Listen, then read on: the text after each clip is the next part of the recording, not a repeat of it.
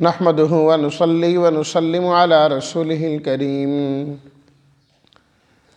أما بعد فأعوذ بالله من الشيطان الرجيم بسم الله الرحمن الرحيم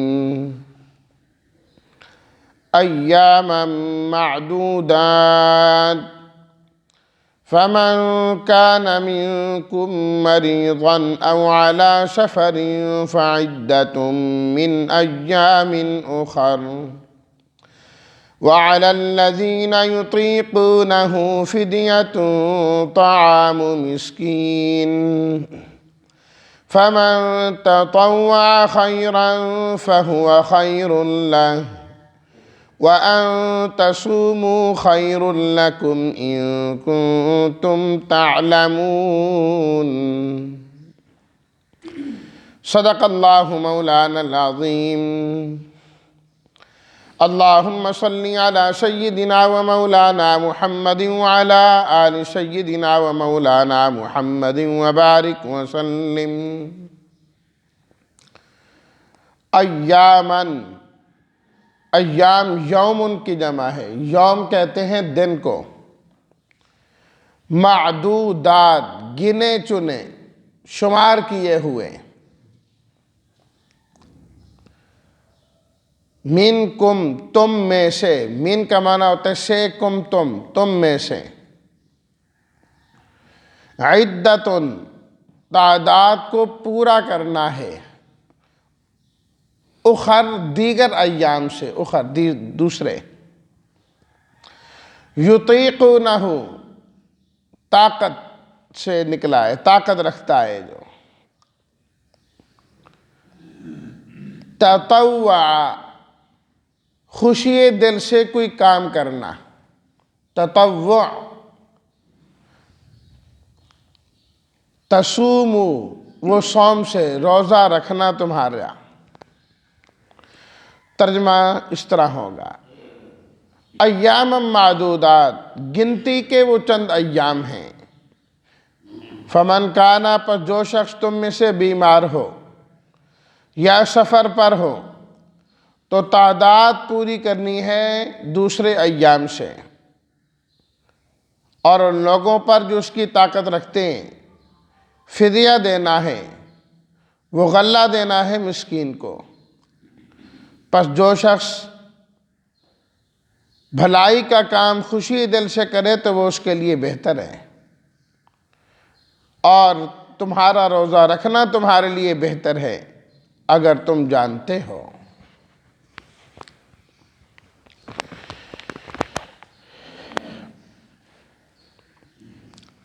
روزے کی بات چل رہی تھی کہ کتب علیکم الصیام تمہارے اوپر روزے فرض کیے گئے ہیں۔ وہ روزے کتنے فرض کیے گئے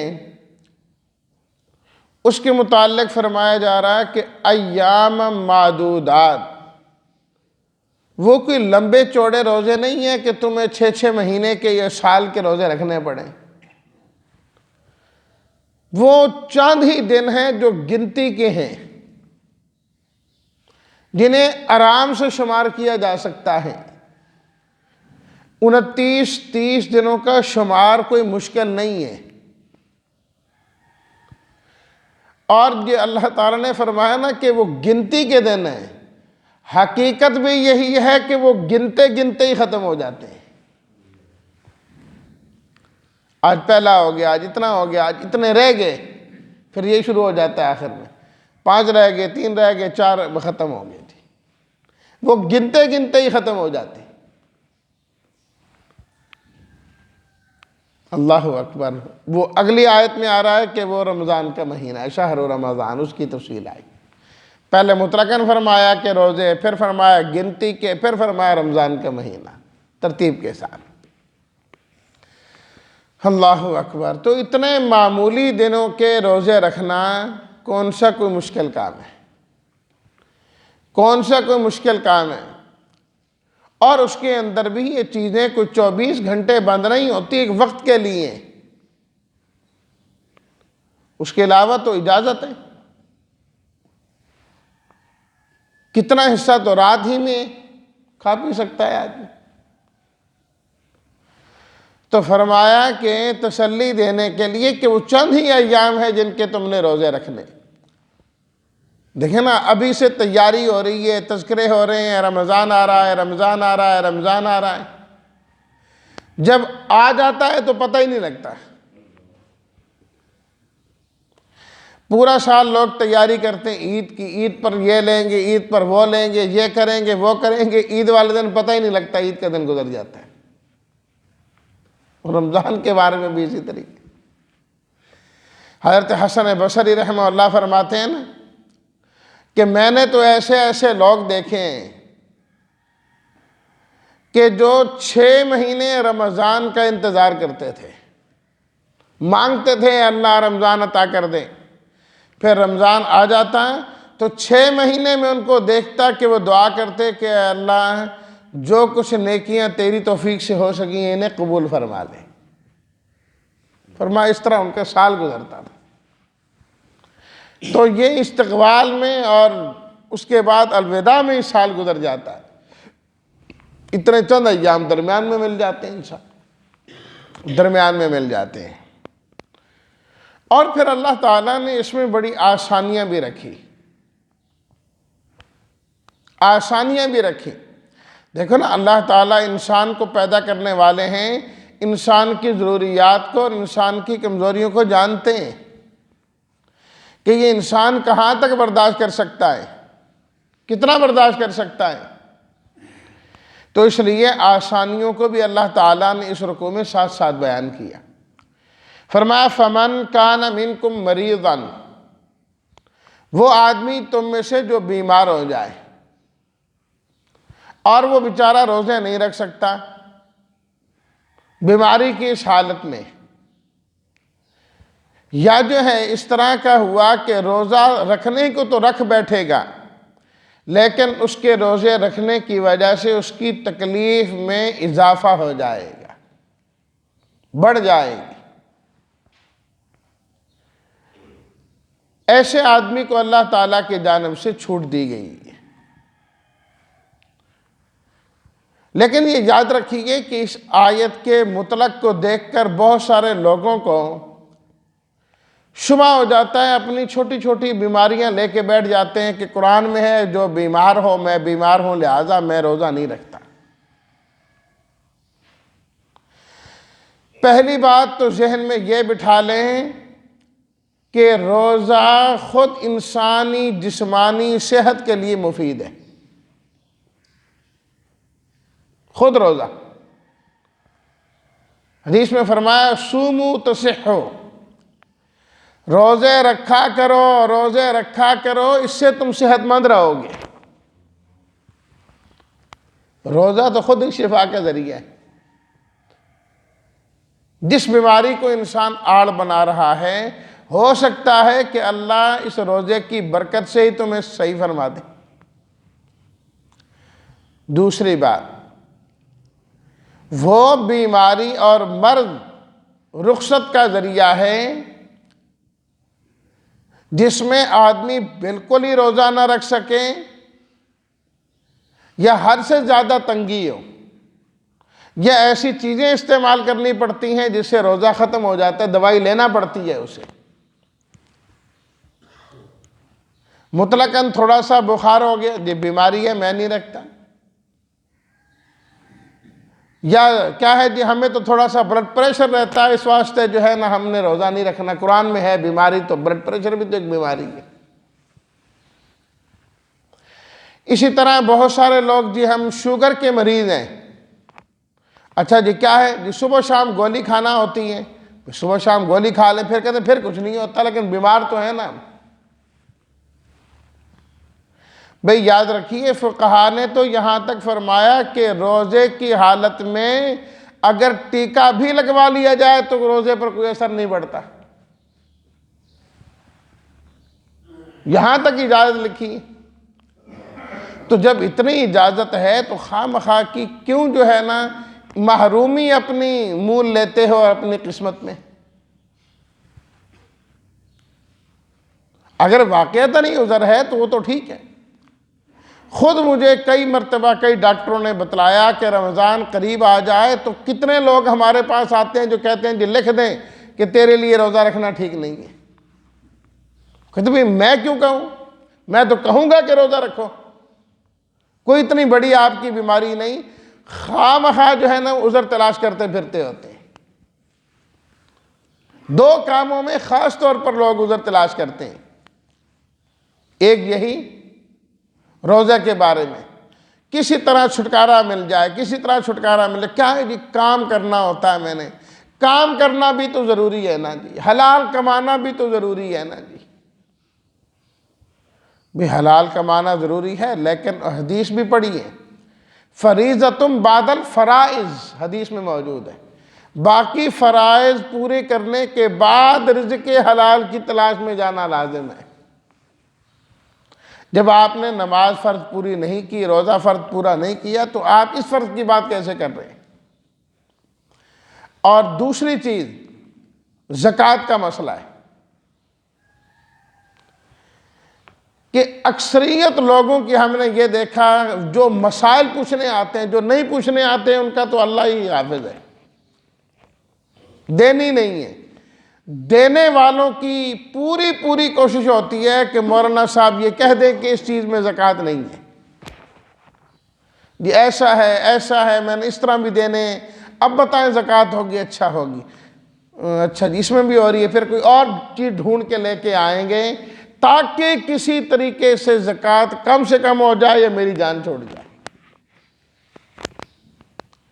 یاد رکھیے ان چیزوں میں کنجوسی سے اس سے کوئی فائدہ نہیں ہوگا، اور ایک مولانا صاحب کے کہہ دینے سے کہ زکوٰۃ نہیں ہے آپ کی جان نہیں چھوٹے گی۔ ہونا تو یہ چاہیے کہ جتنی لازم ہے اس سے زیادہ دینے والے بنے، اس سے زیادہ دینے والے بنے۔ یہاں اللہ تعالیٰ نے روزے کے رخصت کی نا، آخر میں جا کر فرمایا فَمَن تَطَوَّعَ خَيْرًا فَهُوَ خَيْرٌ لَّهُ، خوشی دل سے جو کام کرو گے نا، جتنا فدیہ تمہارا بنتا ہے اس سے زیادہ فدیہ دینے والے بنو۔ وَأَن تَصُومُوا خَيْرٌ لَّكُمْ، اجازت اگرچہ ہم نے تمہیں دی ہے کہ روزہ تم چھوڑ سکتے ہو، لیکن فرمایا روزہ رکھنا ہی تمہارے حق میں بہتر ہے۔ پھر بھی آخری بات یہی فرمائی۔ تو خواہ مخواہ راہ فرار اختیار نہیں کرنی چاہیے چھوٹے چھوٹے ہیلوں اور بہانوں سے، لفظ مریض کو دیکھ کر۔ یہ بھی یاد رکھو کہ جو تم جس مرض کا بہانہ کر رہے ہو سکتا ہے اللہ اسی مرض کو بڑھا دے کہ تم واقعتاً ہی قابل نہ رہو، یہ بھی تو ہو سکتا ہے۔ نبی کریم صلی اللہ علیہ وسلم نے ایک شخص کو کھانا کھاتے ہوئے دیکھا جو بائیں ہاتھ سے کھانا کھا رہا تھا، آپ نے فرمایا دائیں سے کھاؤ، اس نے آگے سے بہانہ لگایا، جھوٹ بولا، کہنے لگا میں دائیں سے کھا نہیں سکتا، فرمایا پھر تو کھا بھی نہیں سکے گا۔ اسی روایت میں موجود ہے، اس کے بعد اللہ نے اس کے دائیں ہاتھ کو ایسا کر دیا ہے کہ اس سے لقمہ توڑ کے وہ کھا ہی نہیں سکتا تھا، اس کی قوت و طاقت ہی اللہ نے سلب کر لی، شل کر دیا اسے۔ تو دینی فرائض سے جان چھڑانے کے لیے اس طرح کے بہانے کرو گے تو کبھی یہ بہانے سچی مچی بھی گلے میں پڑ جاتے، سچی مچی بھی گلے میں پڑ جاتے۔ فَمَن كَانَ مِنكُم مَّرِيضًا أَوْ عَلَىٰ سَفَرٍ، فرمایا اسی طرح کوئی آدمی سفر پر چل رہا ہو تو وہ بھی، یہاں اللہ نے مریضاً کی طرح نہیں فرمایا، منکم مریضاً او مسافراً، بیمار ہو یا مسافر، فرمایا علی سفرن، سفر پر ہو۔ اس میں ایک تو اشارہ کر دیا اس بات کی جانب کہ مطلقاً سفر کہ آدمی نے 2-3 کلومیٹر تک کہیں جانا ہے، 2, 4, 5, 10 کلومیٹر تک، تو اس کو وہ عذر بنا لے کہ میں نے اتنا سفر کرنا ہے تو مجھے اجازت مل جائے گی، فرمایا یہ بات نہیں ہے۔ علی سفرن، وہ بندہ سفر پر سوار ہو، واقعتاً سفر پر جا رہا ہو۔ اگرچہ قرآن مجید میں اس کی تفصیل موجود نہیں ہے کہ وہ کہاں تک سفر پر جا رہا، آپ علیہ الصلوۃ والسلامات کے بعض فرامین اور تعامل صحابہ سے یہ بات سمجھ میں آتی ہے کہ انسان سفر کرتے ہوئے 3 منزلوں تک جا رہا ہوں، یعنی 3 دن کے سفر پر جا رہا ہے، کہ اس نے 1 دن کا سفر، 2 دن کا، پھر 3 دن کا۔ جو پیدل سفر اس زمانے میں طے ہوتے تھے، اتنی مقدار کا اگر سفر کر رہا ہے تو اس کے لیے اجازت ہے۔ اور متاخرین فقہا نے 48 میل کے ذریعے اس کا اندازہ لگایا ہے، یہ کوئی یقینی بات نہیں ہے، کوئی 77-78 کلومیٹر بنتا ہے کلومیٹر کے اعتبار سے۔ اور پھر اعلیٰ سفر ان میں اس بات کی طرف بھی اشارہ ہے کہ سفر کا یہ نہیں کہ اسی وقت سفر پر وہ چل رہا ہو، سفر میں شمار ہو رہا ہے کہ ایک آدمی سفر پہ جا رہا ہے، درمیان میں رکتا بھی تو ہے نا کہیں۔ 3 دن کا جو اس نے سفر کرنا ہے تو مسلسل چلتا تو نہیں رہے گا، دن کا ہی سفر ہے، رات کو تو رکنا ہے۔ فرمایا ایسی حالت میں بھی اس کو روزہ چھوڑنے کی اجازت ہوگی، چاہے وہ رکا ہوا بھی ہے وقتی طور پر، لیکن مقصد اس کا سفر ہی ہے آگے، آرام کرنے کے لیے، یہ جس کام کے لیے گیا ہے اس کے لیے کچھ دیر رکا ہے۔ اس رکنے سے کوئی فرق نہیں پڑتا، یہ آدمی اعلیٰ سفر انہی میں شمار ہوتا، الا یہ ہے کہ زیادہ دن رہنے کی نیت کر لیں۔ وہ فقہاء کرام نے زیادہ دن الگ الگ بیان فرمائے ہیں۔ فَعِدَّةٌ مِّنْ أَيَّامٍ أُخَرَ، فرمایا کہ ایسی صورت میں اور دنوں سے تعداد کو پورا کرنا ہوگا۔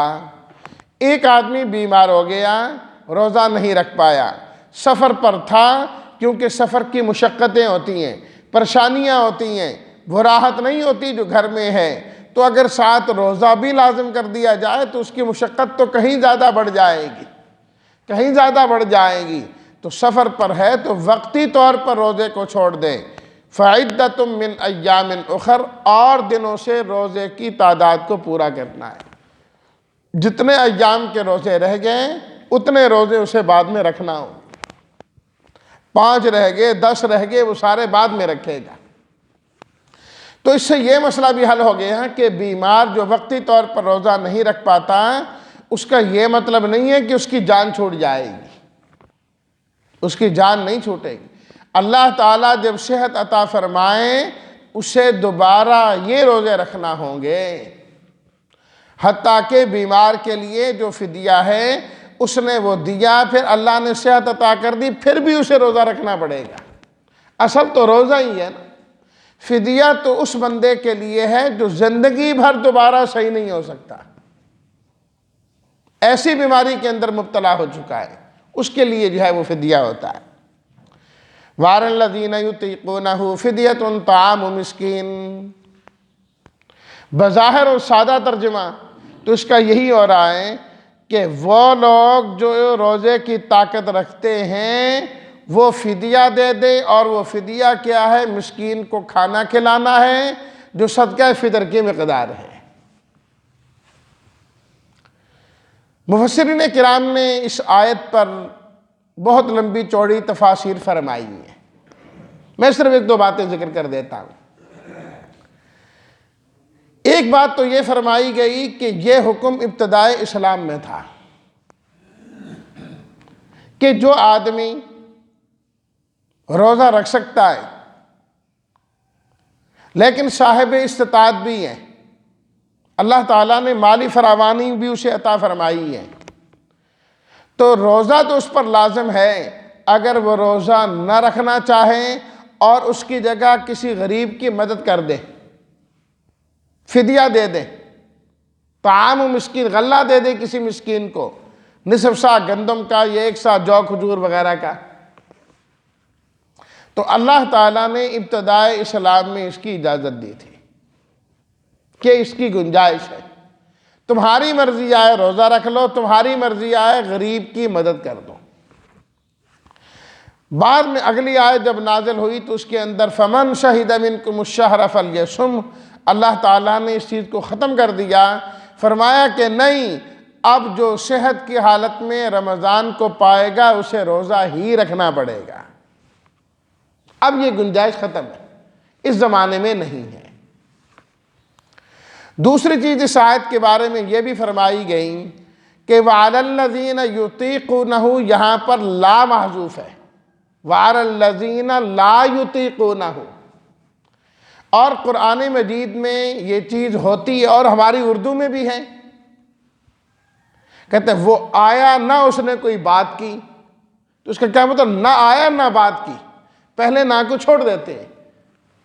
یہ تکلم کا ایک انداز ہوتا ہے، اسی طریقے سے عربی زبان میں بھی ہے۔